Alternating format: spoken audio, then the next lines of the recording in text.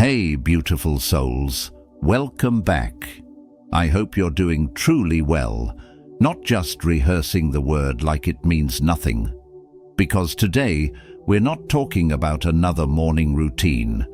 We're talking about ignition, about waking up like your existence is on the line.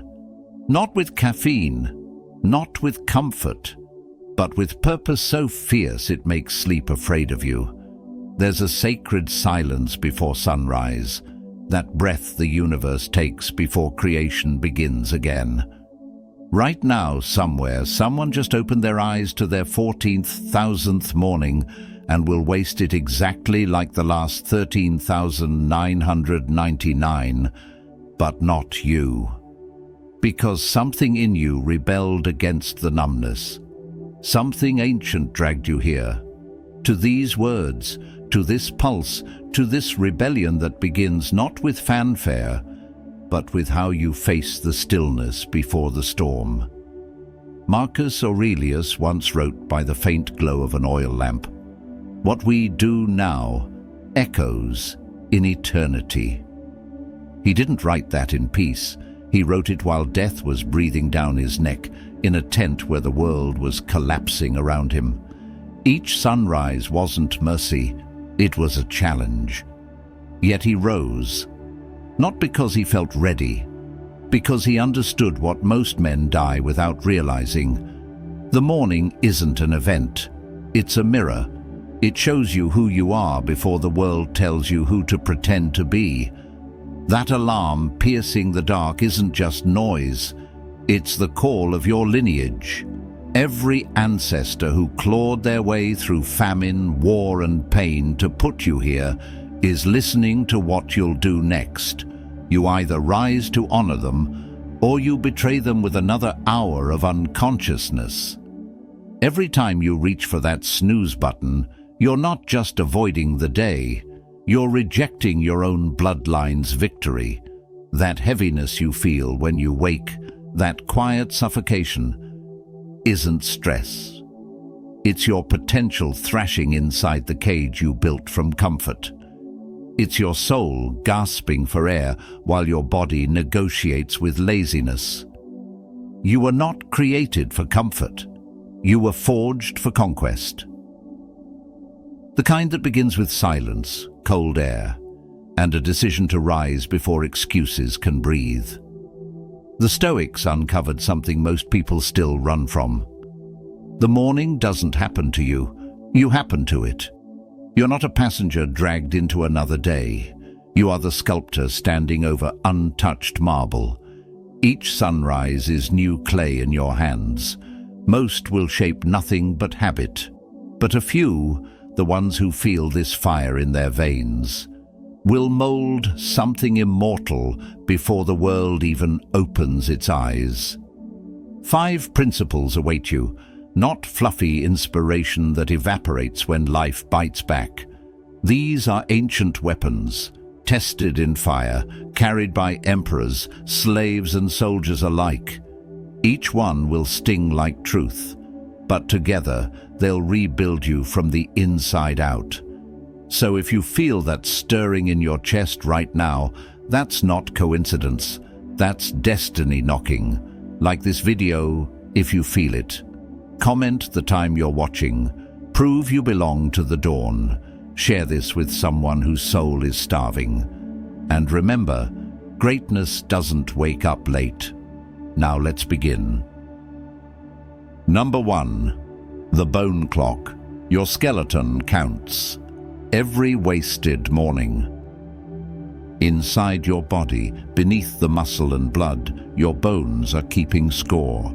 Every morning you surrender to weakness, they record it. Not metaphorically, literally. Your skeleton rebuilds itself based on the demands you place on it, and every morning you choose softness. Your bones whisper to each other, "We're not needed for greatness here."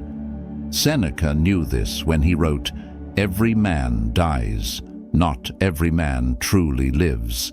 But he missed something. Your bones know the difference.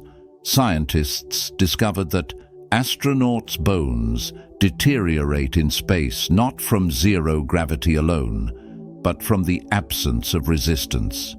Your morning lethargy is creating the same effect. You're becoming an astronaut in your own bed, floating in comfort while your foundation crumbles. Your skeleton is a living monument to every morning you've either conquered or surrendered.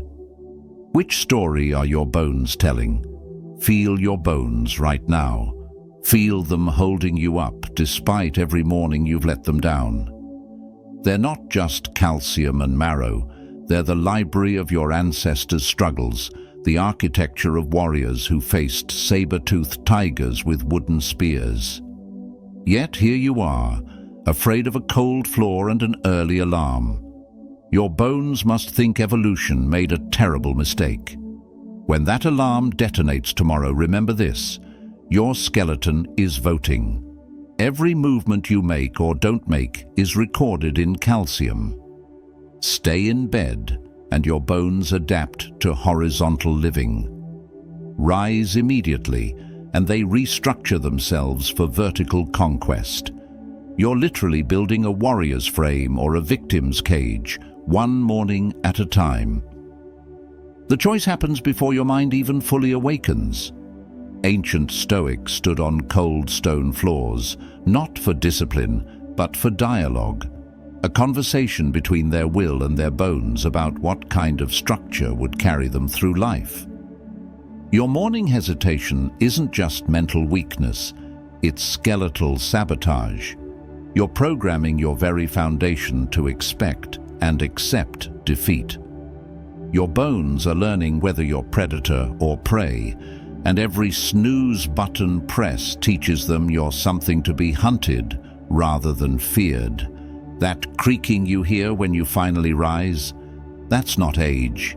That's your skeleton's disappointment solidifying into sound. But tomorrow, when you explode from bed like your sheets are on fire, your bones will remember their purpose. They'll sing instead of creak, strengthen instead of surrender, because finally, they're carrying someone worth supporting. Number 2. The mirror's memory.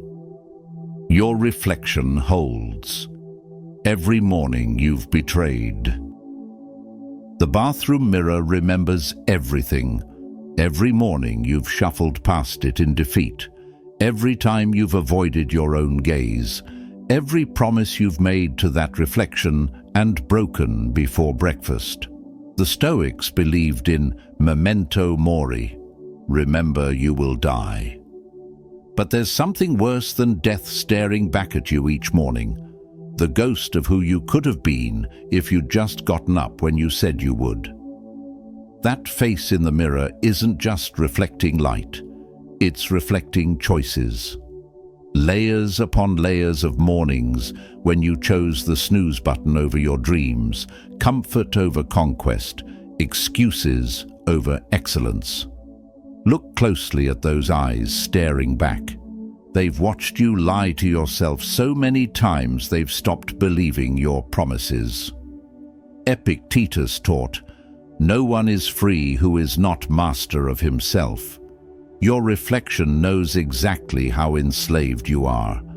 Tomorrow morning, when you face that mirror, understand what's really happening. You're not just seeing yourself, you're standing before the high court of your potential. That reflection has witnessed every morning you've sworn, "Tomorrow will be different," then repeated the same pathetic ritual of reluctance. Your mirror doesn't judge you, it just records the evidence. And the verdict is written in the shadows under your eyes, the slump of your shoulders, the way you can't hold your own gaze. But mirrors also remember victories. They remember the mornings you rose like a phoenix from the ashes of yesterday's failures. They remember when your eyes had fire, when your spine straightened with purpose, when you looked at yourself and saw a warrior instead of a worrier. Your reflection is waiting, hoping, desperate to reflect someone worth admiring again. The ancients polished metal to see themselves not for vanity, but for accountability. They understood that the hardest person to face is yourself at dawn, stripped of excuses, naked of narratives, just you and the truth of whether you're ascending or descending. Your morning mirror is your most honest friend and your most brutal judge. It will show you exactly who you're becoming with mathematical precision. That hesitation before you look at yourself tomorrow, that's your soul preparing for trial. But if you rise with violence against your own weakness, if you attack the morning like it owes you something, your reflection will transform. You'll see muscles remember their purpose, eyes recover their hunger, a face that finally matches the warrior trapped inside. The mirror forgets nothing, but it also celebrates everything. Number 3. The silence screams. Listen to what the darkness is desperately trying to tell you. 4:30 a.m. The world is unconscious, but the silence is wide awake, and it's trying to tell you something that will shatter your entire understanding of morning routines. In this pristine darkness, before the noise of civilization pollutes the air, there's a frequency only the chosen can hear. It's not peaceful, it's not calm, it's the sound of opportunity dying, dreams decomposing, potential rotting in the graveyard of your comfort zone. Marcus Aurelius knew this when he wrote, "The universe is change. Our life is what our thoughts make it." But thoughts are loudest when the world is silent. That eerie quiet before dawn isn't empty. It's pregnant with the screams of everyone who died with their music still inside them. Every morning you lie there, paralyzed in your bed, you're adding your voice to that chorus of the unfulfilled. The silence isn't peaceful. It's a battlefield where your excuses wage war against your excellence.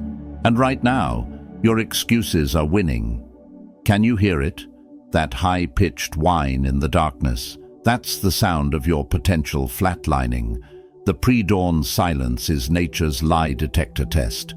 In the noise of day, you can hide behind busyness, drown your inadequacy in distraction, pretend productivity equals purpose.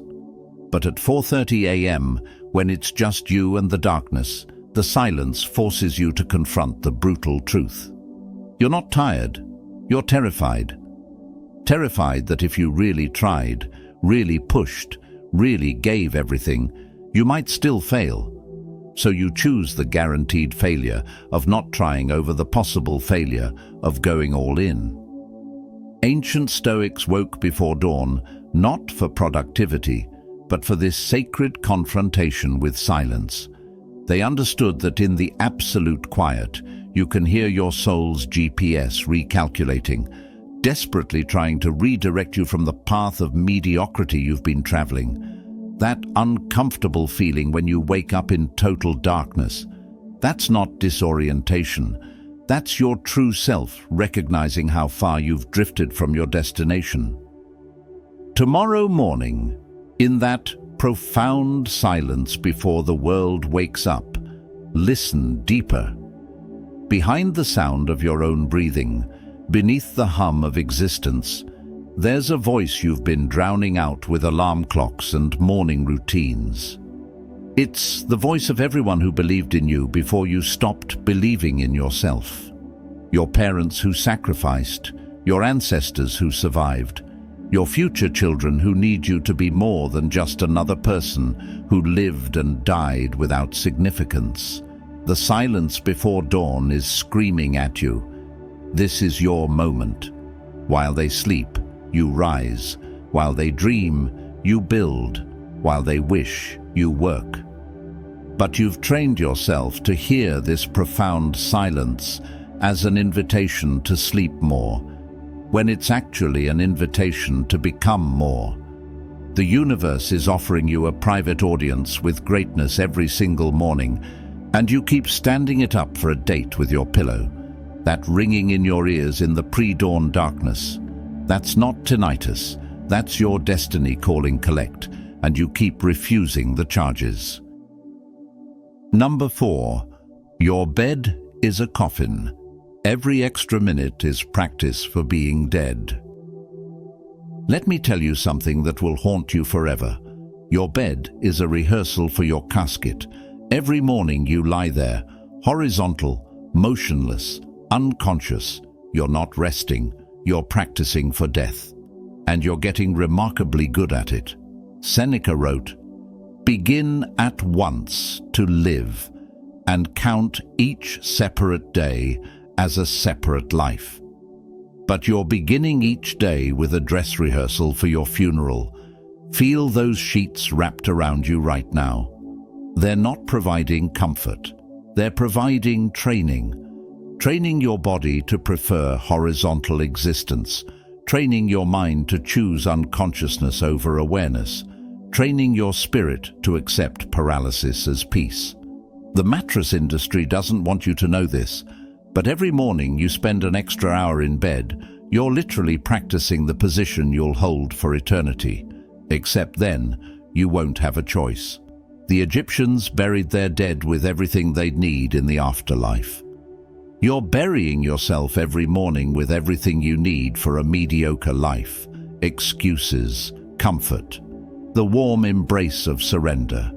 That heavy feeling when you wake up. That's not tiredness. That's rigor mortis of the soul setting in.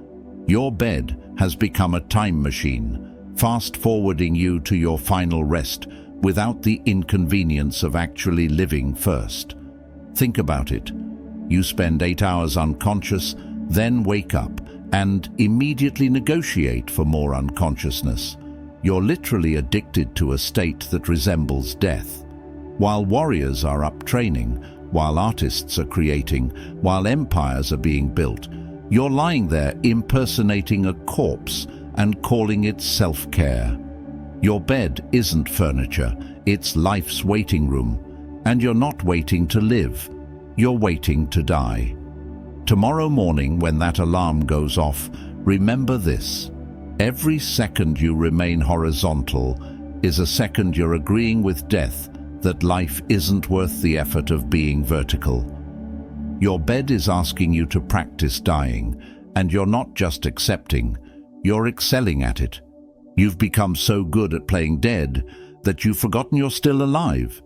But here's what changes everything. The moment you explode from that bed, like it's trying to bury you alive, because it is, you're not just getting up, you're resurrecting. You're telling death, not today. Today, I'm going to be violently, aggressively, unapologetically alive. You're refusing to rehearse for a funeral when you could be rehearsing for greatness. The ancient Stoics slept on hard surfaces, not for toughness, but for truth. To remind themselves that comfort and death are cousins, that too much horizontal living leads to horizontal dying. Your ancestors fought wars, crossed oceans, survived plagues. Also, you could have the privilege of choosing when to rise, and you're honoring their sacrifice by practicing being dead. That bed you're in right now, it's not furniture, it's a fork in the road between living and existing, between warrior and corpse, between someone who happens to life and someone life happens to. Number 5. The morning massacre. Slaughter your weaker self before breakfast. Inside you right now, at this very moment, 2 versions of yourself are locked in mortal combat. One must die before breakfast for the other to live. This isn't metaphor. This isn't philosophy.